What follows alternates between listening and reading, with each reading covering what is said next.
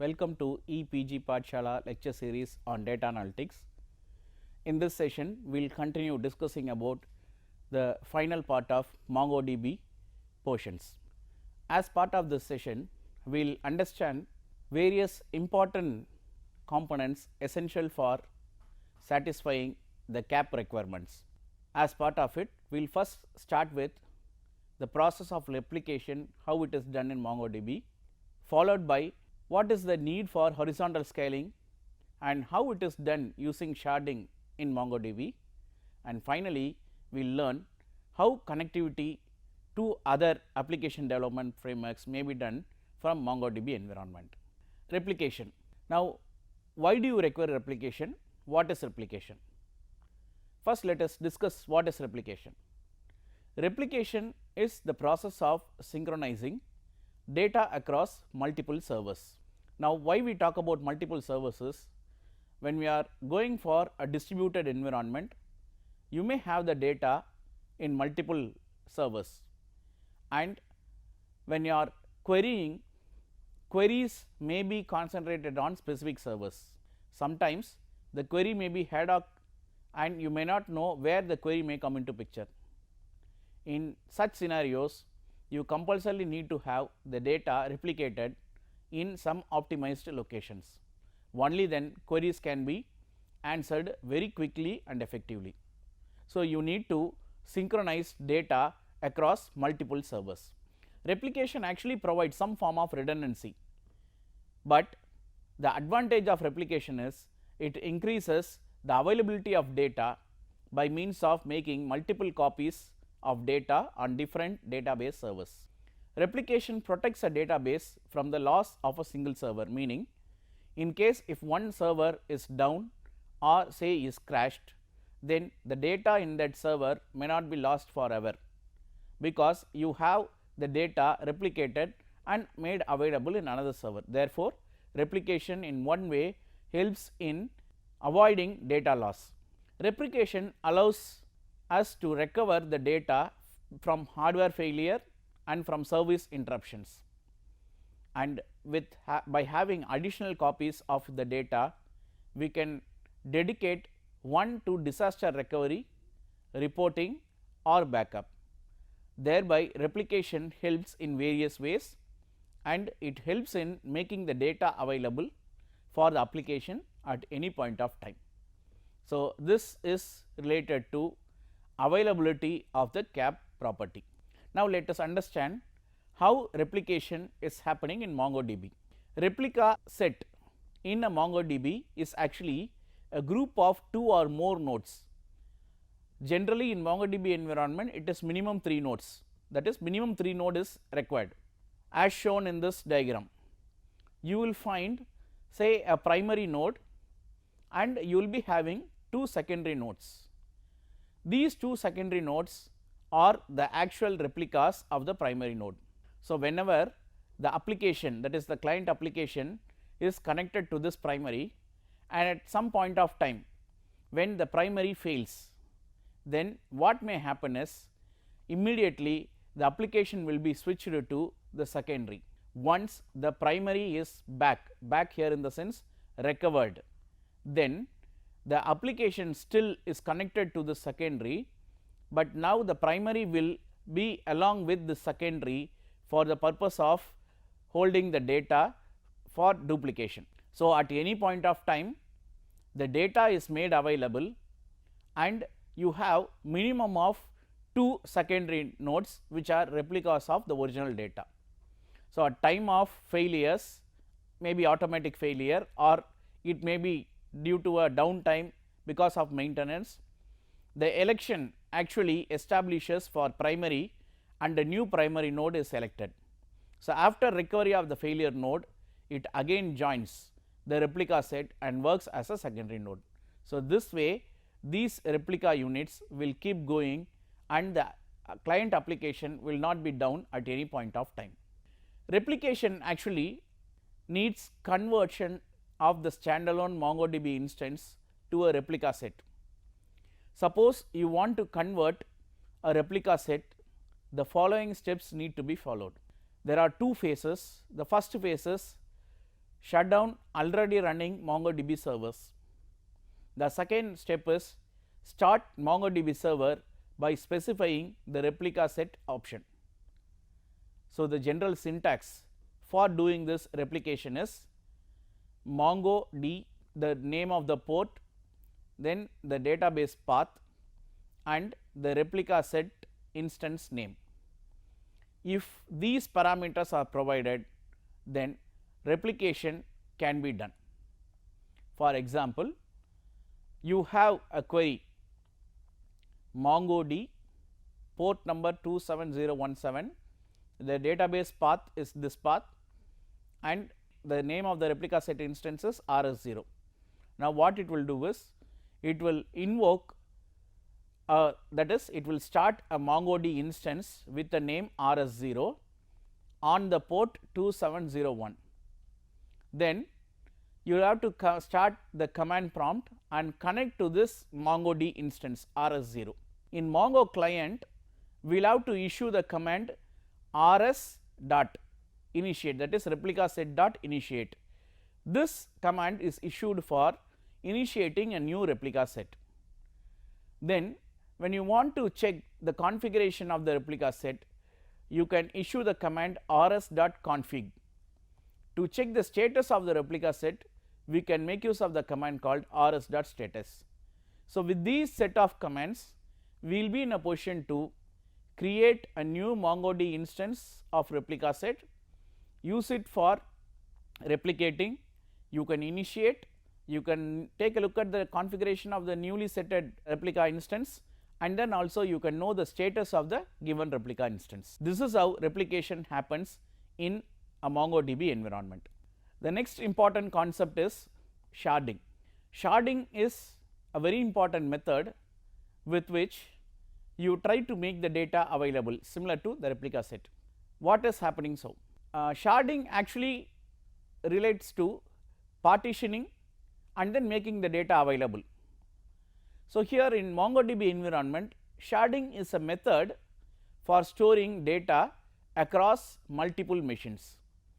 MongoDB uses sharding to support deployments with very large data sets and high throughput operations. Suppose you have a very large data and this data need to be processed simultaneously, then you can shard the given data into small chunks and then make it available in different machines. So, whenever a query gets executed, the query itself can be run parallelly by means of defining subqueries and then running those subqueries in the respective shards or the chunks. This is how sharding helps a lot in partitioning. Now, what is the purpose behind sharding? Sharding normally will be very useful whenever there is a high query rate. Because of very high queries, what may happen is the CPU capacity may be exhausted, the CPU capacity of the server may be exhausted. In such scenarios, what may happen is few of the queries will have to wait until some CPU gets free. In some other scenarios, you may have a very large data set which exceeds the storage capacity of the machine or the server. In such scenarios, I cannot have the entire data set for my analysis. Now, you may be having a working set whose size is very large than the system's RAM or with respect to the input out capacity of the machine, the place where you are trying to do the analysis or store the data. Or sometimes you will have to address the issues of scalability. Database systems have two basic approaches, that is, to address the issues of scalability. Database has two basic approaches, one is vertical scaling, another one is sharding. Now, whenever you find these scenarios or whenever you forecast such scenarios may be part of your environment, then sharding makes all these challenges go away by means of making the data available in multiple partitions. So, when you want to scale, as I mentioned, you can do it in two ways.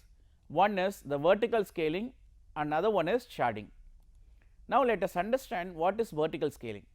Vertical scaling is basically adding more and more CPUs and storage resources to the existing environment to to increase the capacity. Now, when you add more and more CPU and more storage, what you are trying to do is you are trying to accommodate more and more data and then process them by more number of CPUs. But this has certain limitation. The first limitation is in terms of performance. We may think that by adding more number of CPUs, the performance may be improved, but it has been proven that the performance will be increased only to certain extent by means of adding more CPUs. After that, there is a limitation on the address bus capability, and hence the performance will not increase or it will become saturated. So, because of the large number of CPUs, we should not think that the performance may increase, it is not so. The large amount of RAMs are disproportionately more expensive than smaller system. This is also another limitation. Additionally, what happens is cloud based providers may only allow users to provision smaller instances. Otherwise, the practical maximum capability of vertical scaling is limited. Because of these limitations, in many environments we may not go for vertical scaling, and vertical scaling may not help in improvement of performance. So, what is it we need to do? We need to go for horizontal scaling. So, horizontal scaling is also known as sharding. Now, let us take an in-depth look into sharding. Sharding, how it can be defined is, it is a process of storing data records across multiple machines, and it is MongoDB's approach to meet the demand of growing data. So, what exactly we are trying to do is, we are trying to process storing data records into multiple machines. When you want to store data records into multiple machines, you are not storing all the records, instead you take a voluminous data, you divide it into partitions, and the partitions are going to be stored into multiple machines. So, as the size of the data increases, single machine cannot handle or may not have sufficient storage space for accommodating the entire data, nor it may provide an acceptable read and write throughput. At this point of time, sharding will come to help. So, sharding basically divides the data sets, as I already mentioned, and distributes the data over multiple servers, are called as shards in MongoDB environment. Each shard thereafterwards acts as an independent database, and collectively the shards make up a single logical database. This is actually a great advantage in MongoDB environment. Sharding, because of this, solves problem with horizontal scaling. With sharding, you can add more and more machines, which is just going to support the data growth and the demands related to reading and writing data from secondary storage environments. So, what are the advantages of having sharding? Sharding actually addresses the challenge of scaling to support high throughput and large data sets in terms of performance and in terms of accessing data. So, what exactly it does? Sharding reduces the number of operations each shard going to handle, because since I have partitioned the data, only certain amount of data is available in a shard. So, when I execute a query, only part of the query is going to be executed on the shard rather than the entire query, and hence accessing shards is going to be very limited. Each shard processes only fewer operations as the cluster grows. As a result, a cluster can increase capacity and throughput horizontally. This, for example, is to insert data, the application only needs to access the shard responsible for the record rather than accessing an entire database. In many regular traditional database environments, when you want to access a specific set of records or record, you need to access the entire table, but in case of sharding, you just need to know where exactly the record or set of record is available, and only that particular shard is what you are trying to access. The advantage, that is the second advantage of having shard, is it reduces the amount of data that each server needs to store and process. So, each shard actually stores less data as a cluster grows. For example, if a database is going to contain 1 terabyte of data set, and assume you are going to have 4 shards. Now, what is that you can do is you can divide this 1 terabyte of data into 4 chunks of each size 256 GB of data. Now, these 256 GB of data can be stored into the respective shards named A, B and C, A, B, C and D respectively as shown in this diagram. So, what happens is now this one single collection has now been divided into 4 partitions and placed in 4 different shards. Now, each and every shard can act independently. So, here in case if there are 40 shards, then each shard is going to be divided and only 25 GB of data is going to be saved in each and every shard. Now, what happens? The quantum of data which is going to be saved into the shard is less. Therefore, accessibility to these shards are going to be very limited and accordingly the performance may increase because of this. Now, what is the need for shard?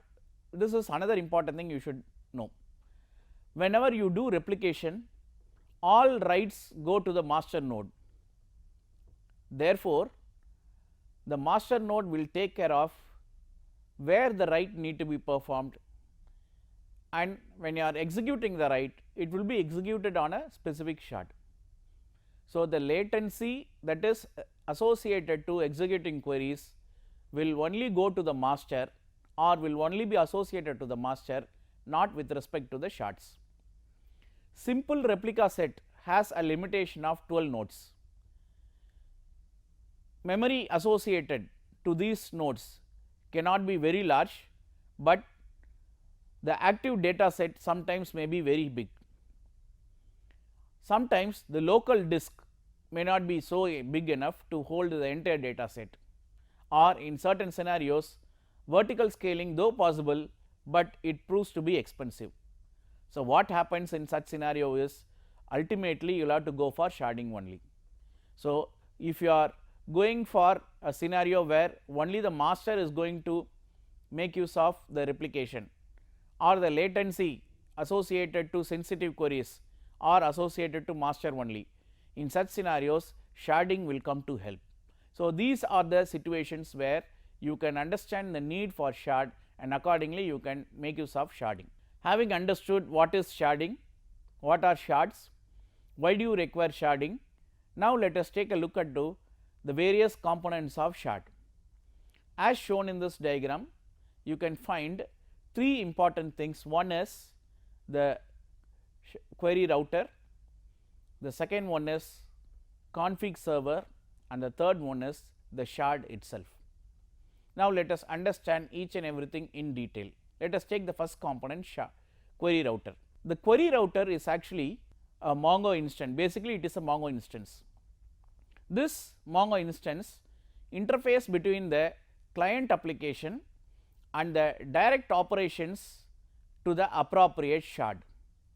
So, you have the client applications here, the clients will say what type of operation need to be performed on the data. It is this query router which will act as an interface between the client and the shard and it will execute the respective operations on the respective shards.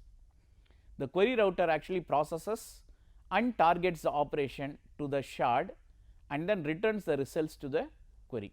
So, these are the 2 important and fundamental operations of query router. So, it acts as an interface and it performs the respective operation and returns the results to the client. The second important component is the config server. Config server actually stores, it is clusters metadata, not clusters of metadata, it is the clusters metadata. So, this data contains mapping between the clusters data set to the shard. The query router makes use of this metadata for the purpose of targeting operations on specific shards. In actual production environment, shard clusters have maximum of 3 config servers only.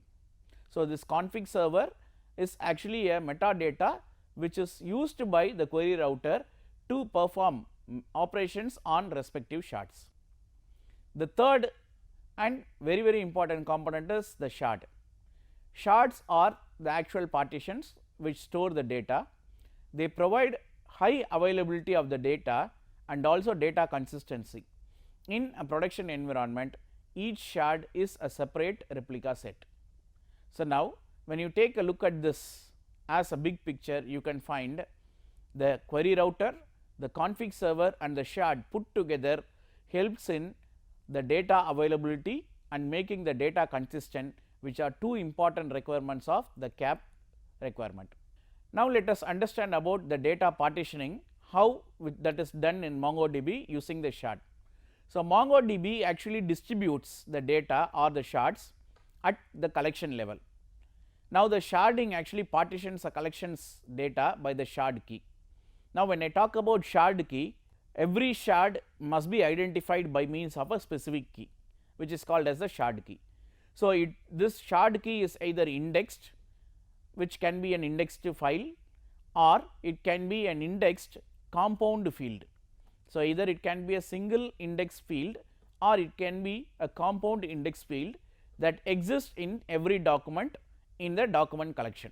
MongoDB what actually does is, it divides these shard keys into chunks and then distributes the chunks evenly across the shards. Why this happens is, only then unique shard keys can be assigned to the divided chunks. So, to divide the shard key values into chunk, MongoDB uses either a range based partitioning or a hash based partitioning. If it is a range based partitioning, how it looks like this as shown in this diagram.